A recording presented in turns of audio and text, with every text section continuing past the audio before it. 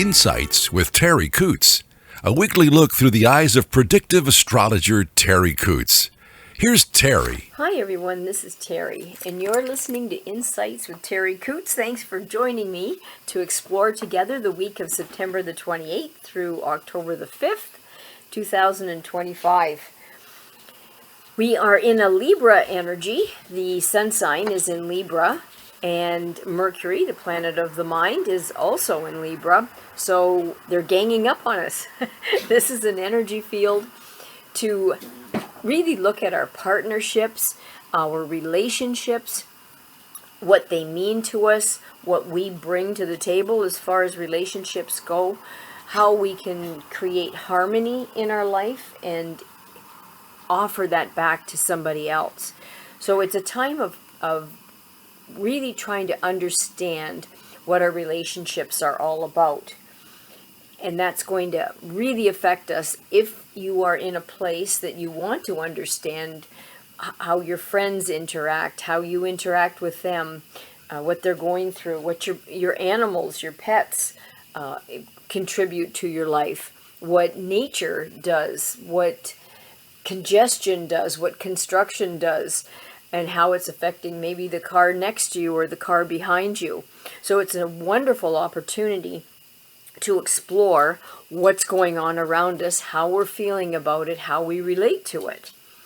And then Venus, the planet of attraction, is in Virgo, and as I've said before, that can be a little bit more difficult because Virgo can be very picky, and if we take that pickiness to have everything perfect and running properly, we can send that into the relationship and become a little knacky. So you want to just look at yourself. Am I being picky in my relationship with the people around me? Am I nagging? Am I being unrealistic?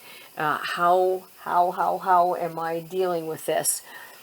And then Mars, the planet of our passion and our drive, that's an energy field that will allow for us, it being in Scorpio, if you're interested in developing that psychic energy field, and it's going to allow you to really work with that if you're of a mind to do that, to develop certain aspects of your spiritual connection with the divine source, or how do I relate to this new paradigm that many of us are starting to discover.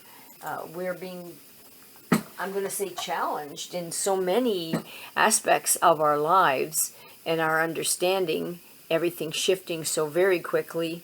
The universe, I believe, wanting our vibration to increase and level up, so to speak. It changes things. So we're at that place where we're supposed to be changing with everything. There will be a full moon on the 7th of this month, and that's in Aries. Watch for possible headaches, sinus issues. Some people that are sensitive can feel that a little bit before, so just kind of be on guard for that. The vulnerability of the beginning of the week could be our joints, our backbone. If you have issues with your any of the joints, your skeletal part of your body, it's not the kindest time for feeling smooth and strong. So watch for inflammation if you seem to go that way. The middle of the week, be very careful about spills or missteps with the calf, the ankles, shins. Oh, banging your shins is so painful. Achilles heel. Those are going to be vulnerable spots for many of us. So be really careful how and where you're walking. Maybe what kind of shoes you're wearing. You want to make sure that that will be something that could support you instead of working against you. I went and got some running shoes that were on sale a while back, and I just thought, what is the matter with me? I'm falling all over the place. And somebody pointed out that they are skateboarding running shoes. I had no idea there was even such a thing. And they're like really big soles, and it's no wonder I kept tripping and falling. So just watch your feet and what shoes you choose. And then towards the end of the week, speaking of feet, that will be the vulnerable part. If you are weak in your feet, it might bring those things to your attention. And the increase in the ability of the pineal gland to help with that psychic awareness and psychic development. So with that Scorpio energy in Mars and that pineal gland that is being offered to us this week, a lot of new psychic information can be available to us if you want to practice in that area.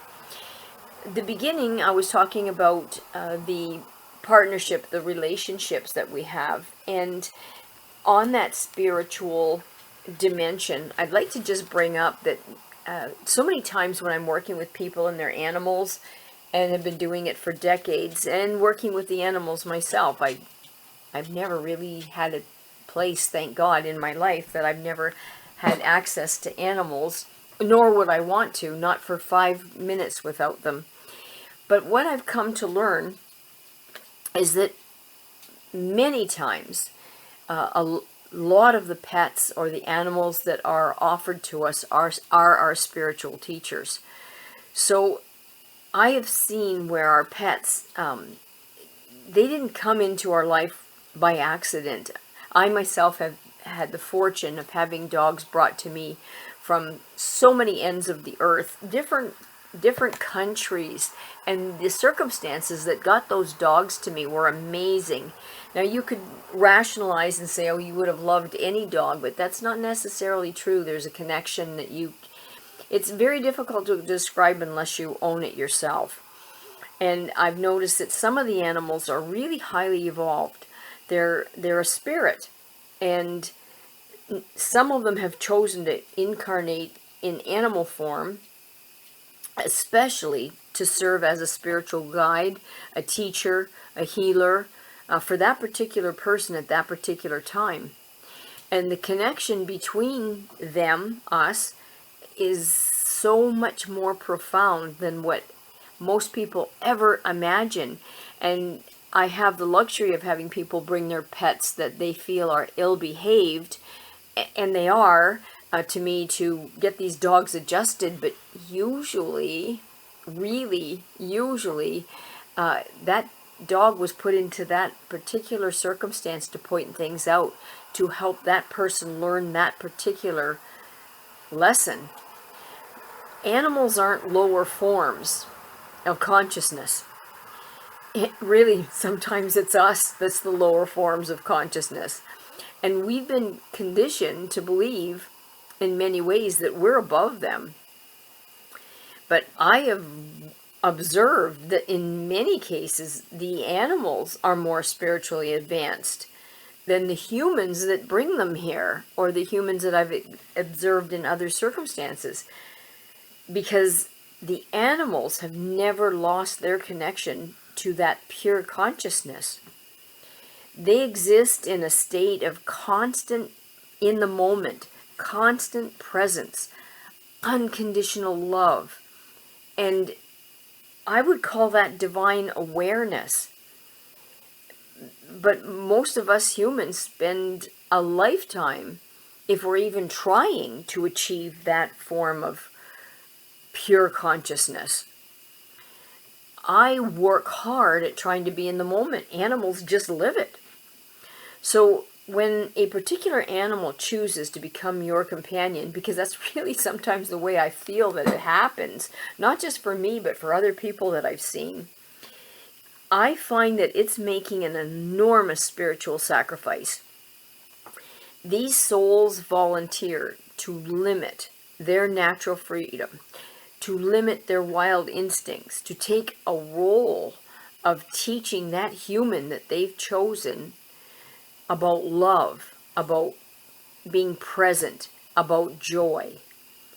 They've agreed to live a shorter lifespan and to depend on us for human care and absorb those human emotions that they're stuck in and the human energy patterns that they're stuck in, all for the purpose of helping that human companion that they've chosen to evolve spiritually and emotionally. And I've seen it so many times, I couldn't even tell you. That pet sometimes picks you. Whether you find them at the shelter, whether you find them at the breeder, wandering the streets, and there's a cosmic recognition that occurs. I don't know how many that I'm speaking to have had the luxury of experiencing that, but there's something that happens when that particular pet that was brought to your life for a particular purpose, there's a recognition there. I don't have human words that can describe it, but when I look into that animal's eyes, there's nothing, just that, just that. And if we believe in reincarnation, then that soul has already agreed, before maybe we even reincarnate, to find each other in this lifetime, to work together on specific spiritual lessons. Because so many times when I see the people with their dogs are reflecting the ills of the family.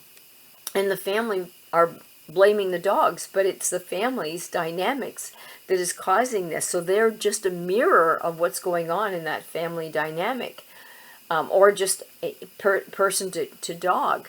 So, I mean, working with some of the vets, 60% of our dogs are on some kind of psychotropic drug, Valium, uppers, downers, to solve the behavior problems, when it's us, our patterns, that are creating that. So I think, looking at so many families that I've had the luxury of doing, and looking at the specific lessons that those dogs were brought to teach, to share, that we have to recognize them as our teacher in so many cases, if we would just get off our high horse. So what we perceive as choosing a pet really was actually our soul recognizing that teacher that we need. And every animal that comes into our life carries a specific spiritual message and purpose. Even my ducks, my chickens, the guinea hens, I couldn't tell you. I would need books and books to fill.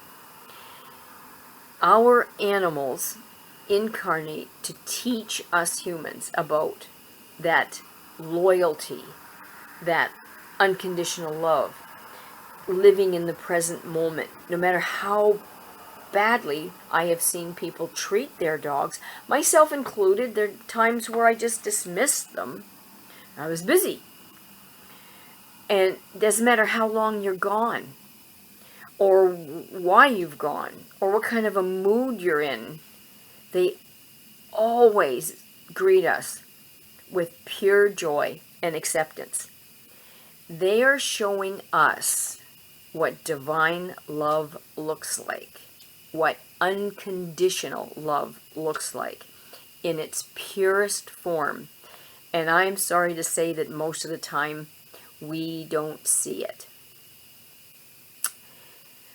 They incarnate to teach us about independence, about mystery, and the power of energy. If you've ever had the opportunity to allow them to send the energy to you, the healing energy that they offer, and to feel it, they are natural healers. They can sense illness, emotional disturbance, seizures, cancer, long before the humans recognize the condition, long before some of our labs can identify that condition in any part of the body. And they are actually performing a healing act of love many times without us even knowing it. They'll draw out negative energy and negative vibrations and replace them with pure white light. I've had the occasion to have them try to heal me. I've had the occasion of working to heal them.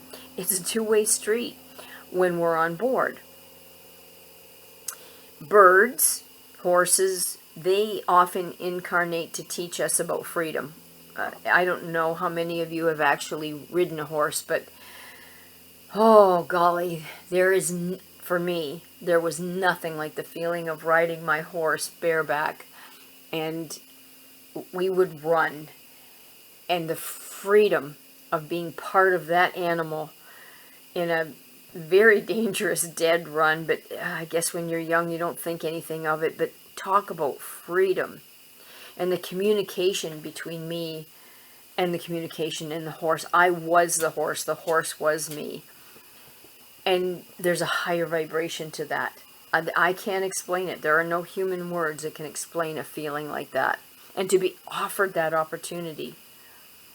So that specific animal companion that incarnated in your life with a personal mission that is related to your individual spiritual development is a gift. They are here to help us during our times of great emotional pain, maybe loss that we're going through. They come to heal our broken hearts and to teach us that love never dies. Even though we've lost the physical body of that person or that animal, that love never dies. And animals have an absolutely direct access to the eternal, to what souls are all about being in that continuing existence long after physical death. I've had experiences.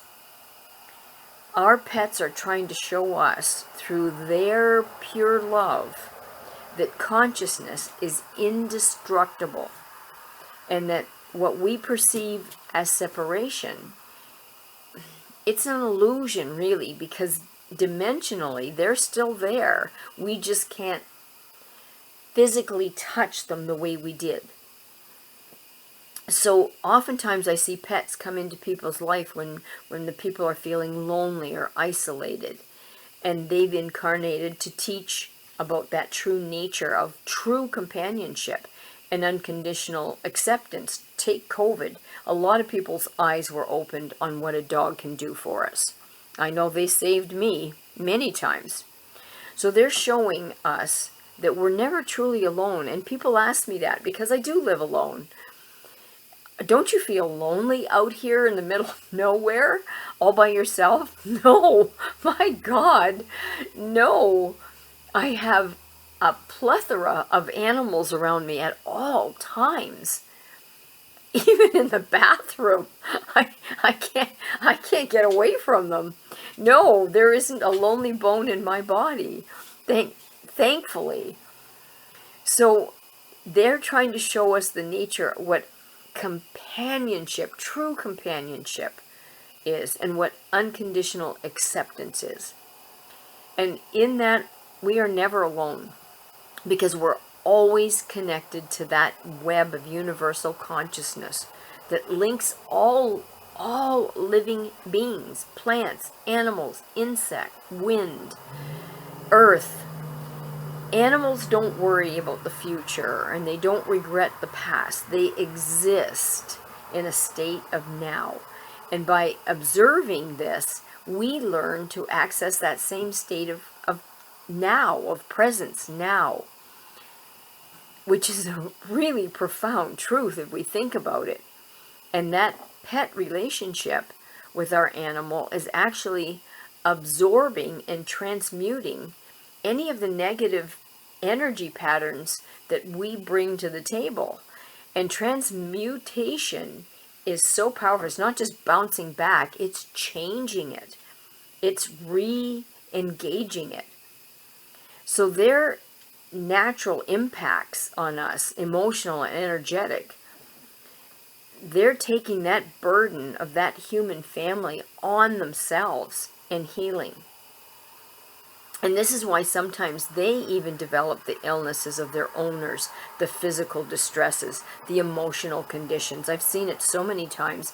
I let an animal go that was completely adjusted. This has happened more than once, actually. Completely well adjusted socially, and within months of living with a particular person was agoraphobic. Now that person was agoraphobic and said that he really identified with this dog because this dog was anxious and agoraphobic. Now when I took the leash of that dog was not anxious in any way, shape, or form, and had no issues with any of the things that they had issues with the dogs with. Not because I'm an amazing trainer. Absolutely not. That dog was mirroring their condition and trying to help them see how they could heal it. They were sacrificing their own life, their own well-being to help heal and to help us understand this if we could and they couldn't. And to realize that in our relationship with our pet, it's actually a spiritual partnership. I'm sorry, I'm laughing right now, and I don't mean to, but my dog is looking at me like he totally understands me. It's one of my psychic dogs, Rags. That dog's eyes just go on forever and ever. There's eternity in that dog's face.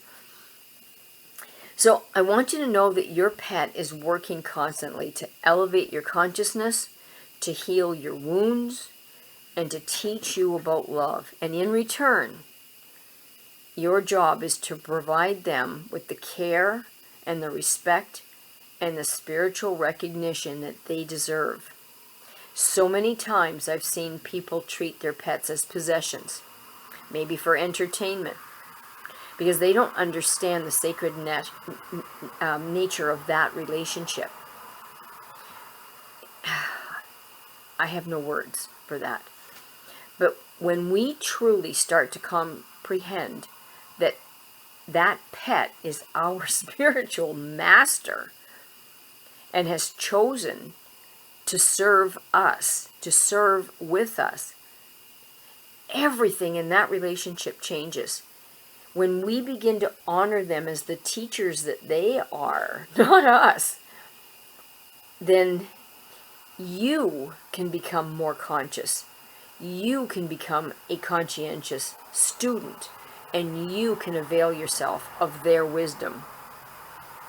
One of the most important lessons that they teach us is about the healing power of physical affection.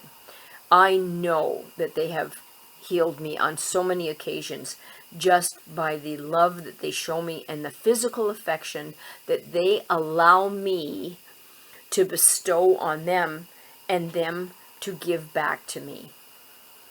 In human society, it's often complicated by sexual energy, emotional baggage, social conditioning. But pets offer us pure, unconditional, physical comfort. I know, I sleep with 7 of them. And it has a profound healing effect on the human nervous system. And when our pets, our animal companions, when we pet them, when they touch us, that releases oxytocin. It's a hormone that's associated with bonding and love that a mother feels when she first holds her baby, or we see those big round eyes of young animals. So our pets are teaching us about the importance of routine, of rest, of play. When I watch my animals just be natural, they naturally understand these rhythms of life. I forget to play sometimes. And the need for balance between activity and relaxation. I'll go out there and I'll do chores and we're going crazy, the dogs and I, the birds and I, everything. And then maybe if it's time for me to do a reading for somebody, they just plop. So they know we're active and then we relax. They take time to rest when they're tired. They don't stand there and well, unless we force them. I've seen horses forced into work when they wouldn't have kept it going the way they are forced into it. And dogs too, working dogs. But if they're left naturally, they'll take time to rest when they're tired. They eat when they're hungry. Well, my dogs are hungry all the time. And they'll play when they feel joyful. They are showing us how to live in harmony by their natural instincts and for us to engage with our natural instincts rather than fighting against them. How many times have you fought against, oh God, if I could just have a nap, if I could just lay down and have a nap? So kids, if there is a chance that you could take this week to observe your animal and learn from your animal and let them be your teachers, let them be your guides. Just this week, just try. What is that dog trying to teach me? What is that cat trying to teach me? What is that bug that's walking across the floor? Or the spider that's making a web? What is the earth? What is the universe trying to teach me this week? You will be besotted by all kinds of messages and information and lessons. You'll be given situations to work with and grow from. It's so very exciting. So on that note, I would like to offer my gratitude to Charlie O'Brien, who has put us on platforms like Spotify, Apple iTunes, Amazon Music Podcast, SoundCloud, YouTube. And if you get a chance to listen to his streaming radio station, the Big8.com, that's the big number 8.com, and listen to all that great music. How can you be sad listening to good music like that of the 60s, the 70s, and the 80s? So thank you, Charlie, for that. And thank you for taking your time to listen to me going on. And love those animals this week. Just really watch them with a neutral, observing presence if you get the chance. Have a great week, everybody. If you would like a reading for yourself or let me help you understand your animal, which I would truly love to do, give me a shout. You can text or call 519-726-6699, or you can email me at terri.coutts@gmail.com. Thanks again, everyone. I really appreciate it. Have a great week. Lots of big epiphanies for some of you. Bye for now. Enjoy. Thanks for listening to Insights with Terri Coots. Visit Terri's website at terriworld.com. TERRI world.com.